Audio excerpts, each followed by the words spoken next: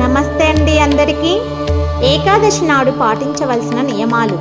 బ్రహ్మముహూర్తంలో లేవాలి.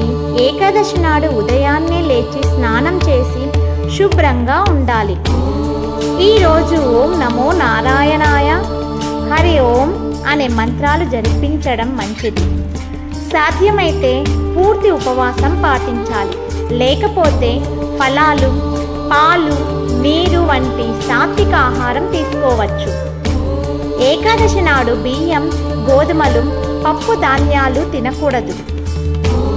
విష్ణు భగవానుకి తులసి దళాలు, పుష్పాలు అర్పించి పూజ చేయాలి. ఏకాదశి నాడు తులసి మొక్కకు పూజ చేయడం చాలా శుభం.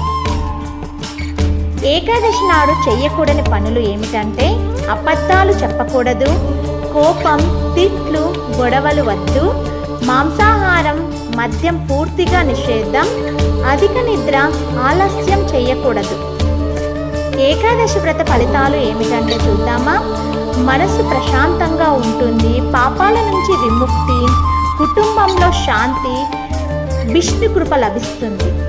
అలాగే ద్వాదశి పారాయణం ముఖ్యమైన విషయం. అంటే ఏకాదశి తర్వాత రోజు ద్వాదశి నాడు వ్రతం విరమించాలి.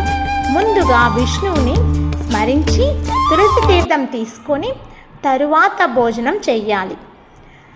చిన్న కథ ఏమిటంటే చెప్దామా.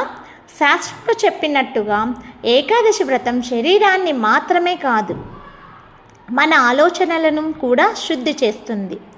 ఏకాదశి నాడు ఈ చిన్న నియమాలు పాటిస్తే మన జీవితంలో సుఖశాంతులు కలుగుతాయి. హరి ఓం. ఓం నమో నారాయణాయ నమః.